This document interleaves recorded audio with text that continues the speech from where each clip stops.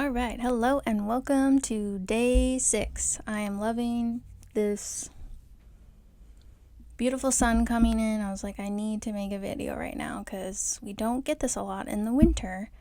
And days when it's super sunny, I'm like, because it comes in my room so nice, and I get a really good golden hour as well. So very thankful for that today. I want to start out, I do want to talk about community and finding community and calling in members of your soul tribe, finding like-minded people, and authenticity. But there was something else I wanted to brush on first.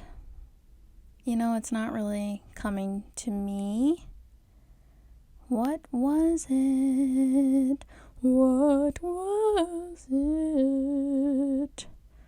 Authenticity. I remember. Okay. So throughout my spiritual journey, I started really with tapping into my intuition and just relearning how to listen to it, because I had spent so much of my life people pleasing, masking as an autistic person who was undiagnosed, and just going along with what everyone else was doing, what everyone else thought I should do, and always asking other people what I should do. A lot of mimicking. If I was going out to dinner with someone, I would sometimes just copy what they were eating. If you see that, that's Bella, my kitty cat. Copy what they were eating, or that's just her whole body there.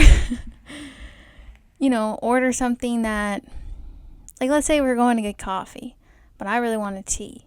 But because we said we're going to get coffee, and then they order a coffee, I'm like, well, I should get a coffee. Not necessarily ordering the exact same thing they got, but ordering a similar item or something. Or not getting a food item because no one else got a food item, so I shouldn't eat because even if I'm hungry. And just suppressing a lot of my own needs and dimming my light, as most of us do, and letting people, other people shine, and just kind of, being like a background person. I was always that person in friend groups who, I've heard this a lot, where it's like you're the third person walking on the sidewalks, you're always behind them. You're not really involved in the conversation. You try to be, and you're trying to keep up with them, but they just seem more in sync, and you're just kind of this awkward third wheel. So that's pretty much been my whole experience with making friends and being around people who I probably shouldn't have even been around, because I just got involved with them because I wanted to be friends with someone and I wanted them to like me, not necessarily because we had similar values, and at the time I didn't even really know what my values were truly, because I was just always seeking outside of myself and never really looking within and what I truly value and appreciate in this life. So a lot of that. And as I've been focusing on my intuition, and when I started really getting into the spiritual journey, I've noticed that the way that I learn lessons, I have to follow my intuition, and it may be leading me to something that isn't exactly what I would want, but it's a lesson I need to learn. So by trusting my intuition and following it, it may almost seem like, well, why did I do that? Because then it led me to this. But it's like these breadcrumbs that a lot of people have been telling me. Like my guides give me these breadcrumbs. Sorry. And it's like I get little rewards for it, for following them, because they know that they're kind of steering me in what I would consider the wrong direction. But it's like a building block for the foundation that I am building. So, wow, that's really hitting right now. Like, I've had this realization for a while, but just saying it out loud in this format really helps. So I think I have an example. Let's see. My example would be my journey of figuring out to be a healer. And I have not really said this out loud, so this is cool. So I'm a healer. My teacher has always told me I'm a healer. A lot of people she teaches are just natural healers. In the clairvoyant space, we do healings on people, and I've been healing my house throughout this journey, and it's just cleared a lot of the energy, and we've all been like decluttering just like naturally. No one has been like, it just happened while I was doing these healings. And every time I do a healing, there's something that might happen with the house, like an appliance breaks or water's leaking, and it's just like a purging, I feel, of this energy. So I am a natural healer. I have healer's hands. I'm an empath. A lot of empaths are healers. And then I also have my spiritual, like, psychic gifts. And there's more aspects to me. But I have been on this journey of figuring out that I want to be a life coach or a mentor of some kind in the spiritual realm and help people heal themselves and, kind of teach them and guide them to tap into their own spiritual gifts and coaching them through that. Because a lot of people just, especially neurodivergents, they might think that they don't actually have gifts, and maybe they're just imagining things, or they just think everyone can do what they do. Like, I know someone who didn't know that not everyone could see auras until she was like in college, and she mentioned it to a friend, and she's like, I don't see that. So it's just these things where we just don't think we're special and we don't have these gifts, and everyone's just like us. So I bought a class, like a certification on Udemy over a year ago for spiritual life coaching. I was like, I'm going to do this, but I never really worked on it. And then I would slowly work on it sometimes, and I would learn certain aspects about myself because I had to basically coach myself through it and do a lot of journaling and shadow work. And it would come to me when I would want to work on it, and then I would let it sit for a while, and then I finished it a few months ago. So I was very into this whole I'm going to be a spiritual life coach. And I do believe that I am a life coach in some respects. But the universe has slowly guided me towards my larger purpose. I know that it's a bigger purpose. It's a bigger thing than I can even wrap my brain around now, because I already have all this ideas for a nonprofit, but it's a little bit larger scale, I think, than I even realize. I know that it's a larger scale, but I just don't have all of the information yet, and that's on purpose. So at first I thought I was going to do tarot readings, and then I was like, I can do meditation teaching, and then I can do healings, and then I can do life coaching and kind of incorporate all those things. And I just keep thinking each step, each breadcrumb that I'm given is the thing. And this was a big realization, knowing that I want to have a nonprofit space, a network for people who are neurodivergent and queer to come and receive help, resources, and community.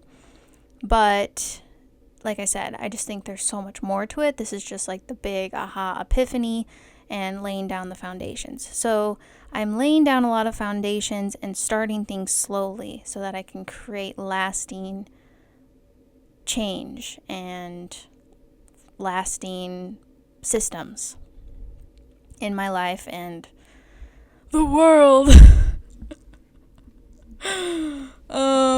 So yeah, I just know that I'm a connector. I don't know exactly what that personality test is, but my life coach had me take it, and I'm a connector. So I know how to connect people and bring people together. And I also am realizing that I have a lot of skills that I never would have listed before on a resume because I didn't really know what they were, and they haven't come out fully until I started tapping into my spiritual gifts and really starting to put myself out there and step out of my comfort zone. Sorry, I keep burping, so I'm going to take that as confirmation. Stepping out of my comfort zone and talking to people and striking up conversations with people who are like-minded. And she also guided me, my life coach, to go to events that are with people that have similar interests to me, which is something that a therapist that I saw for a few months last summer, but then I started doing more of the meditation and healing myself through that. And then the life coaching is a really good supplement for that because it's kind of like therapy, but way different and way better, in my opinion. Always seek a therapist if you need to. I'm not giving any medical advice. This is just my experience. Disclaimer. So that's going to keep me off track here. So the life coaching. Oh yeah, the therapist told me to go and like have you use the Meetup app and you can find people. And at that time I was very like, oh my God, like meeting new people. Because throughout the spiritual journey, it can be very isolating. We go into hermit mode. We have lots of healing. We need lots of rest. We have to sit with ourselves. We have to purge. We have to release, let go, journal, mindful practices, meditate, anything that really helps, exercising, moving our bodies, going on walks. And in the process, you end up losing a lot of people that have been in your life because they really were not your people to begin with. And you've just been trying and trying. This could be family, significant others, friends, acquaintances, anybody. It could be anyone who's in your life right now. The guy at the grocery store. Whoever is around you and a vibrational match to you when you begin your spiritual journey, which, is continuous, and we've always been on it. But like when you really have the awareness that you're on it, they're not going to be a match for you anymore. They're not going to energetically match you. They're not growing with you in the same way because everyone's journey is different. So I could be meditating and really connecting with my gifts, and someone else, like my good friend who I think will still be friends, she's like the one person who accepts me for me that was part of my, past version of myself, I guess you could say. She's been doing similar stuff, just in different ways, more human 3D ways, not so much, but she's also like into witchcraft, and that's a spiritual community all in itself. So just feeling that connection somehow to your higher self, following your intuition. It comes in many shapes and forms. Mine was meditating, learning to meditate, learning to tap into my clairvoyant gifts. My soul wanted that. My spirit had an agreement with my teacher to come and learn how to do this so that I could create lasting change in the world and make a difference. Because the version of me that I was before I learned how to do all these mindful things was just lost, confused, exhausted. Still pretty exhausted. Let's be honest. But we're sleepy. Night owls can be sleepy. But yeah, very autistic, very neurodivergent. I feel like I'm bouncing around a lot, but keep up with me. So, community. I am finally getting it. Like, you go to these events with people that are like-minded. Like, I started very small. I would go online and join groups of like spiritual people that are neurodivergent, I haven't really done a lot of queer spaces, which I need to start getting more into. I did find a queer meditation space, which has really been great. So I'm already doing it, but that's been a process in and of itself because I grew up very much in an environment where being queer was not accepted and not celebrated. It was more like, oh, those are not the type of people we want you to be, whatever that means. So just starting slow. Find a group online. Get comfortable. I got comfortable with talking to people. I got comfortable with expressing myself. When I first started, I joined a group for poetry, and we would write poetry or any kind of writing. I was writing poetry. And then we would share. And I was like, I'll share because I really wanted to start using my voice more, expressing myself, opening up to people, putting myself out there. And so this group, I only did it once, but it was a very big, pivotal stepping stone for me. So I wrote this poem, and I was so nervous. I was sweating. A lot of sweating happens when you get out of your comfort zone. You're healing. You're moving energy in a new way. And so you're sweating. My voice was cracking. I was getting the nervous, like hands shaking, sweaty palms, all the anxiety that rises when you think of public speaking. And I always avoided public speaking. And when I had to do it in school, it was like torture. But it's because I was so uncomfortable in my skin and so uncomfortable expressing myself because I wasn't being who I really am. I wasn't presenting myself authentically. So when you first start, it's so hard. It's really hard. It's hard to do. But then I just got better at it, and I just kept practicing and joining more groups and finding more people. And now recently, like, I can go up to a person and not feel super nervous as often. Like, I am a lot more comfortable in my ability to strike up a conversation with other people. And that takes a lot of patience. I mean, this was last summer, and I'm still having my moments sometimes where I'm like, should I say something in the group? But it's been really great being a part of these like heart space, active listening groups that allow us all to kind of open up and be vulnerable with no judgment. And it's just really, it's a great way to find community. I've found an online one that I really like that's like once a month, and that really changed my life. And then this meditation thing is once a week with the queer group, and we all have found a lot of vulnerability in this circle, and we all kind of speak up and chat and share our feelings. So it's really great because that's exactly what I want in like my community, and that's what I'm finding.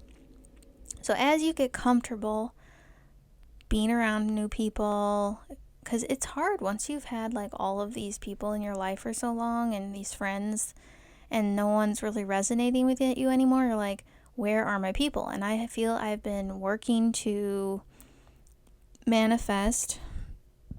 This is good. This is a good confirmation for me because I've been manifesting my soul tribe, members of my soul tribe, people who I just feel like I've known for many, many lives and just really vibe with and feel comfortable around, and just my authentic self magnets them towards me, because when you're who you really are and you're expressing yourself and what you actually like to do and what your passions are, you will just naturally attract people who match you and who are part of your soul tribe. So I have met this has been like a big, all of the things clicking into place moment for me, because this has just been within the last couple of weeks.